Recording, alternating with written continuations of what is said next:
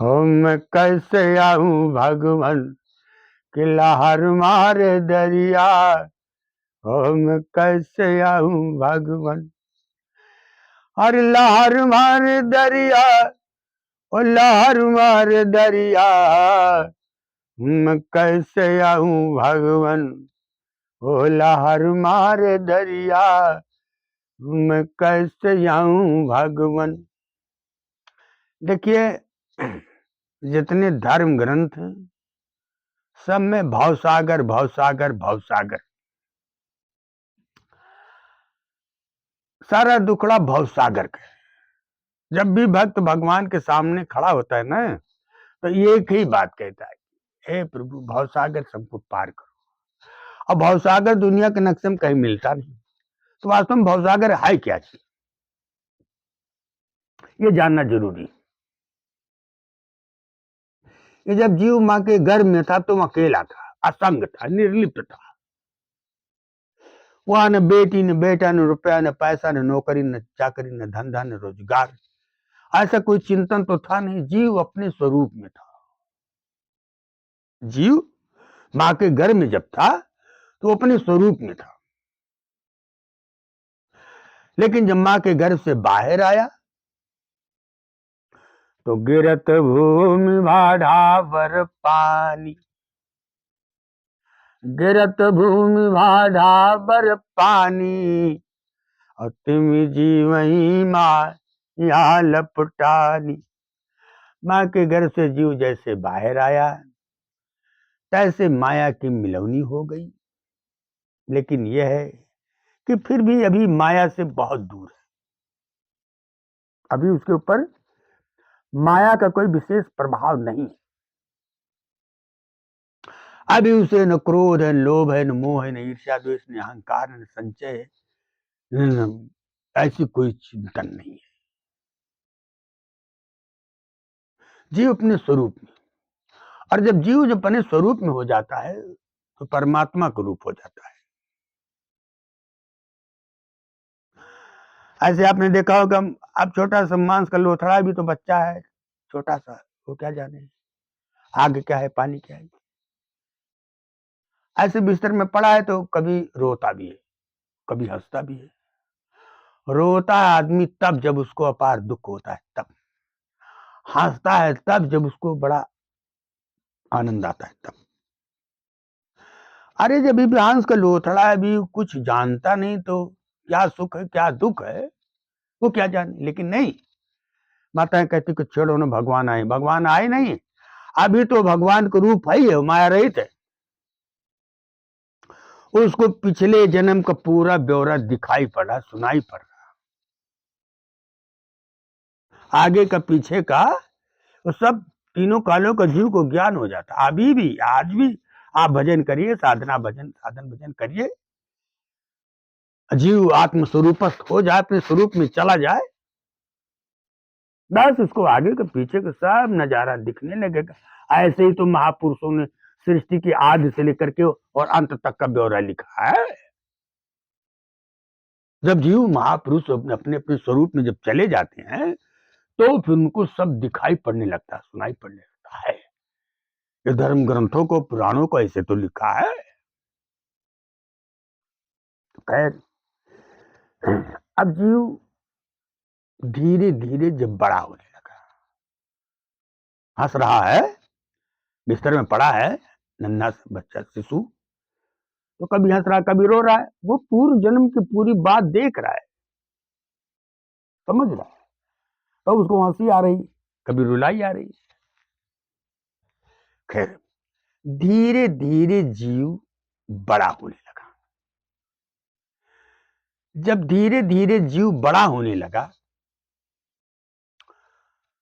तो जैसे परिवार वालों ने समझाया, दिखाया, जो देखा, जो सुना, जो बताया, जाना, उसी हिसाब से जीव आगे चल दिया।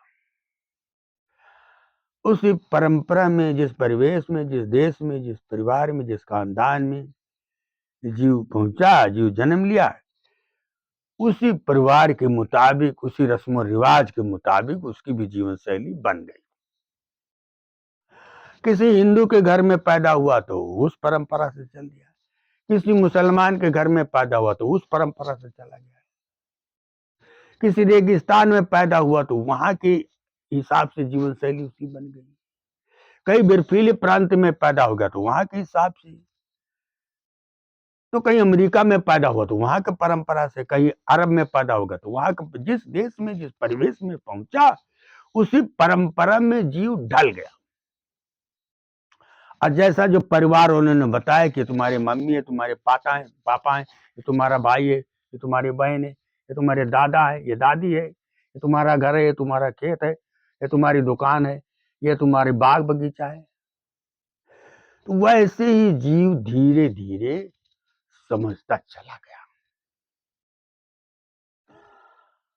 आज जैसे जैसे धीरे धीरे जीव को जानकारी हुई, वैसे भावना का विस्तार होता चला जा रहा है, एक भावना उसके अंदर बन रही, एक विचारधारा बन रही, ये मेरी माँ है, ये मेरा भाई है, ये मेरे पिता है, ये मेरा घर है, ये मेरी दुकान, ये मेरा दफ्तर, ये मेरा खेत है, तो ये हम है, ये हमारा है, और वो तुम हो, वो तुम्हारा है। तो मैं अरु मोर अतोर तय माया, कि मैं अरु मोर तोर तय माया, और जही बस कीनी जीव निकाया, कि जही बस कीनी जीव निकाया, यही माया है, यही जीव के अंदर आ गई, एक भावना आ गई, एक विचार आ गया। अब गो गोचर जहां लग मन जाई, सो सब माया जानू भाई, जहां तक मन बुद्धि की सफर है वहां तक इस माया का पसारा है, एक भावना का सागर इस जीव के अंदर बन गया, ये हमारी बेटी है, हमारा बेटा है, हमारी पत्नी, हमारा घर है, हमारा द्वार है,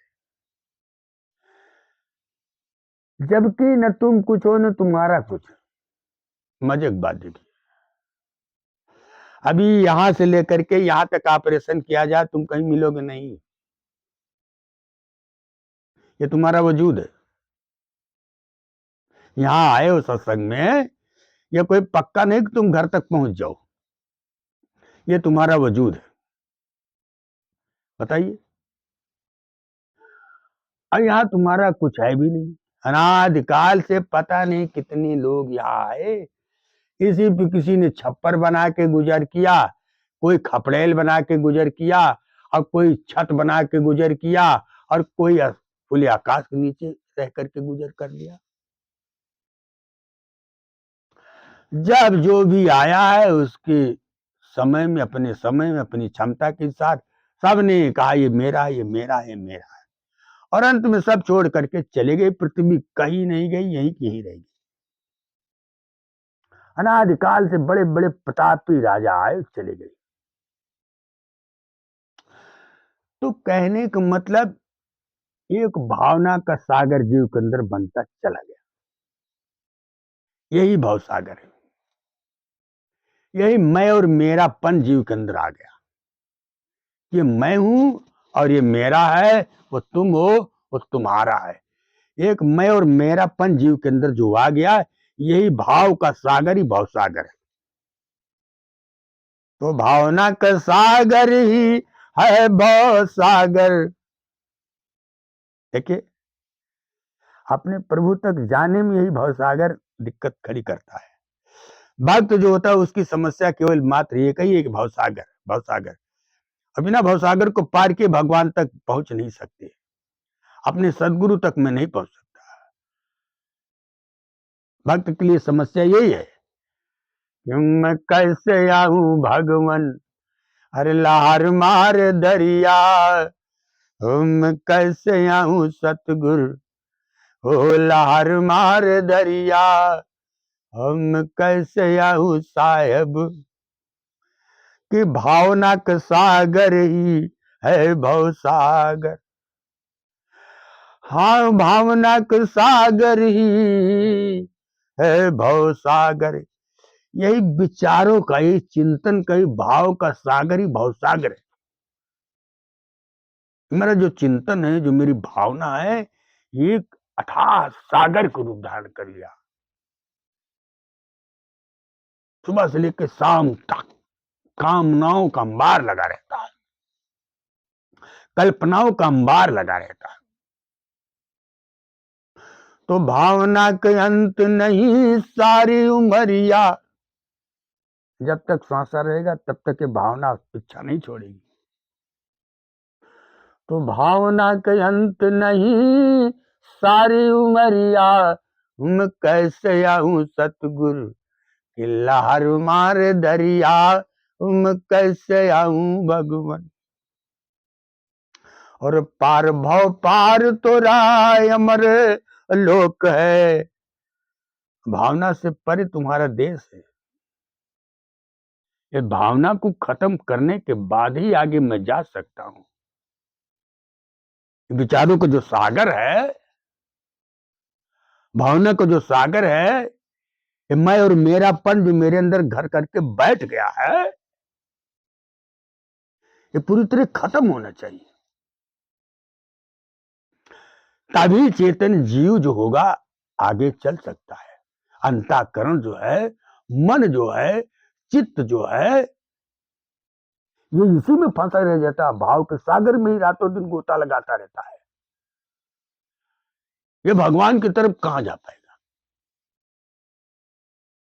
ये तो बड़ा मुश्किल है।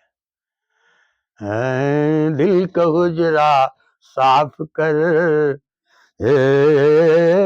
के दिल का हुजरा साफ कर, जाना के आने के लिए है। दिल का हुजरा साफ कर, जाना के आने के लिए, ख्याल गैरों से हटा, ख्याल गैरों से हटा, उसके बिठाने के लिए कि दिल का हुजरा साफ कर। ये जो मैंने चिंतन का था सागर तैयार कर लिया अपने, ये केवल विचारों का सागर है। इस विचार के सागर को किनारे फेंकना पड़ेगा।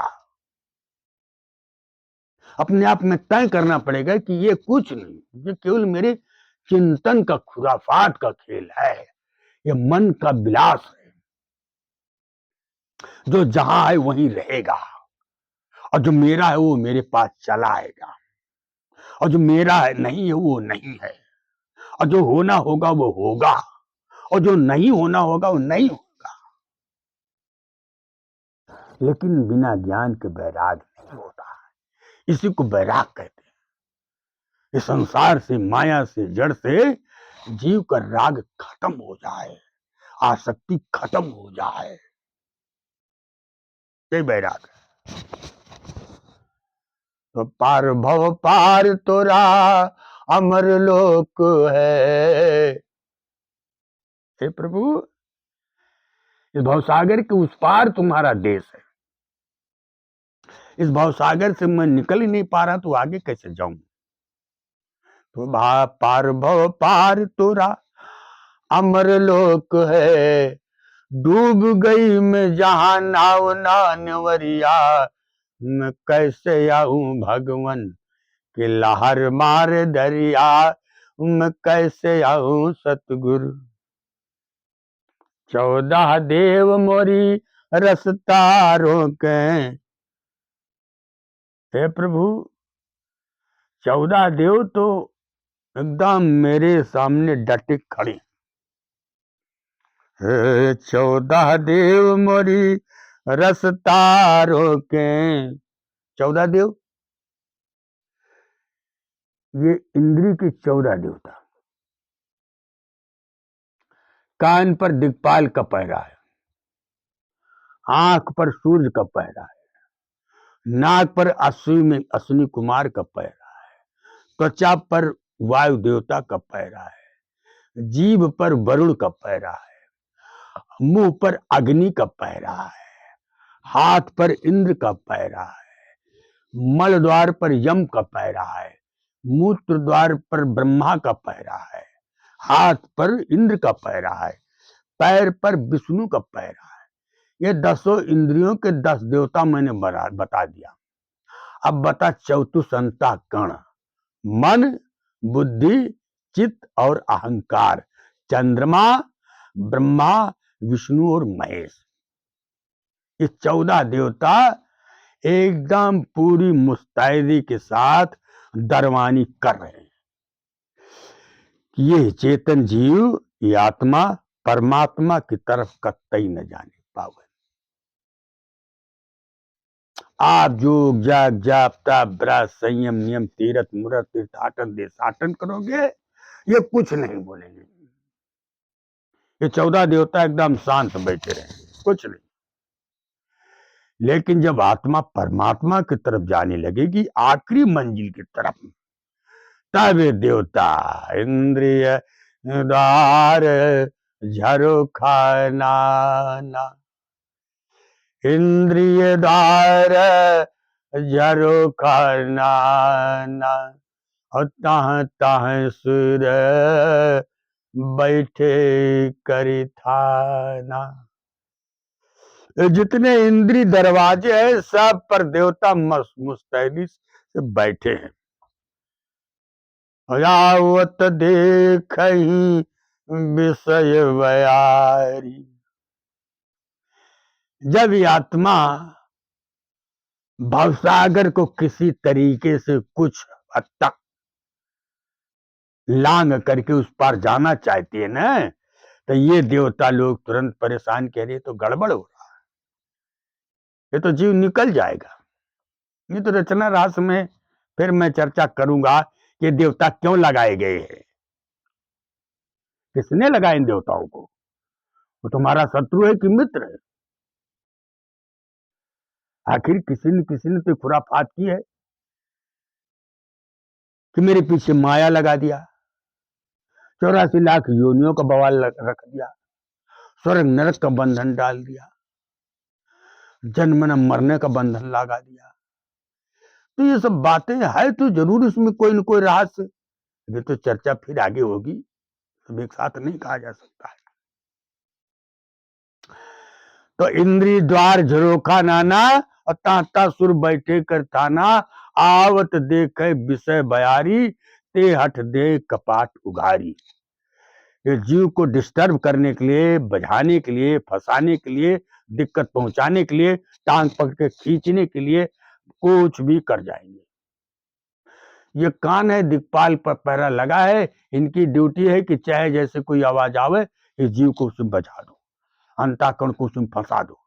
ये उधर का रास्ता छोड़ करके इधर विषयों में बस गया। आंख है, आंख पर सूर्यदेव का पहरा लगा है, ये तुरंत जैसे कोई बवाल आएगा तुरंत आंख लगा के आंख बंद करके ध्यान कर रहा है, लेकिन इनकी जिम्मेदारी कह रही है तो ध्यान कर रहा है उधर की तरफ, रोको इसको। जैसे कोई आवाज आई, देखा तुरंत आंख खोल के ताकने लगेगा। तो ऐसे ये 14 देवता रोक लगाए गए। तो 14 देव मोरी रसता रोके, सासु ननद मोरी पकड़े टंगरिया, में कैसे आऊं भगवान। सास ननद, माया और ममता। सासु ननद मोरी पकड़े टंगरिया, में कैसे आऊं भगवान, कि लहर मारे दरिया, मैं कैसे आऊं, कि नौ नौ यार मोरा अचरा पकड़े, ओ नौ नौ यार मोरा। ये इंद्री की 9 छिद्र,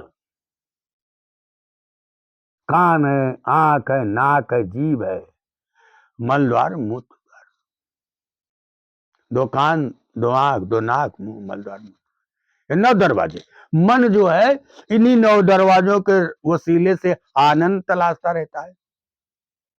मन जो होता है ये इन्हीं इंद्रिय दरवाजों से आनंद तलाशता है, इसका चिंतन इन्हीं इंद्रिय द्वारों की तरफ लगा रहे।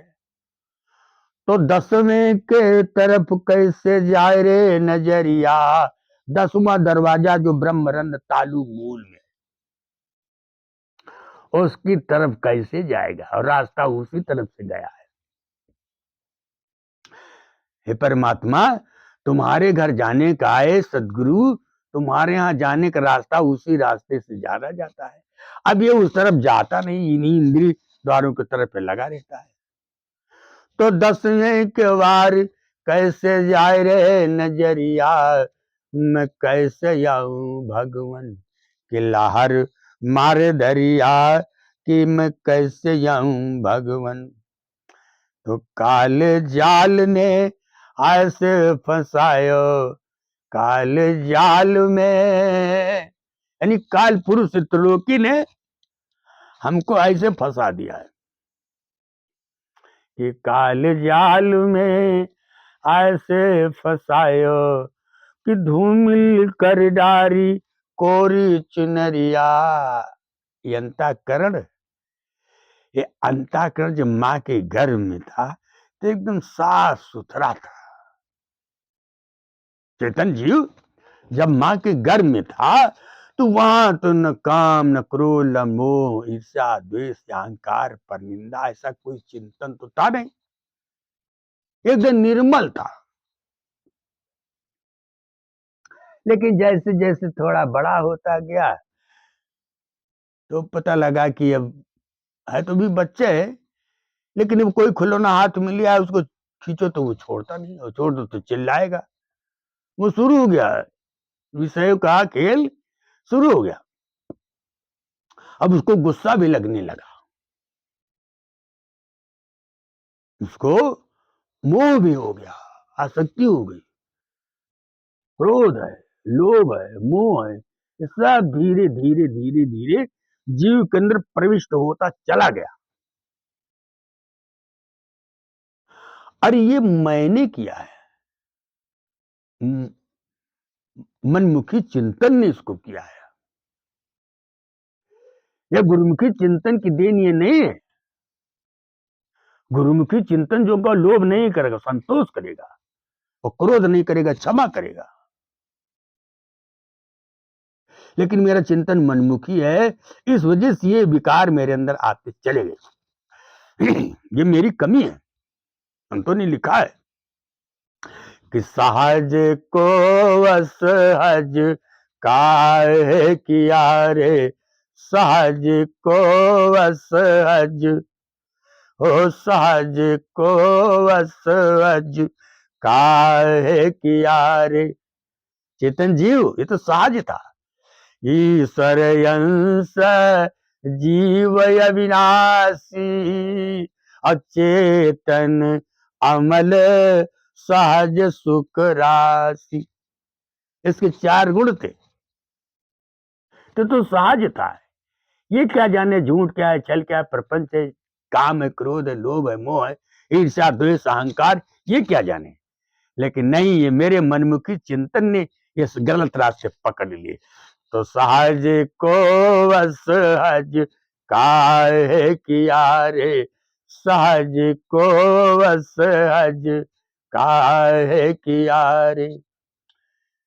चेतन जीव पूर्ण अपने में, हो चेतन जीव पूर्ण अपने में। ये चेतन जीव अपने आप में पूर्णता है, इसको संसार की कोई जरूरत नहीं थी।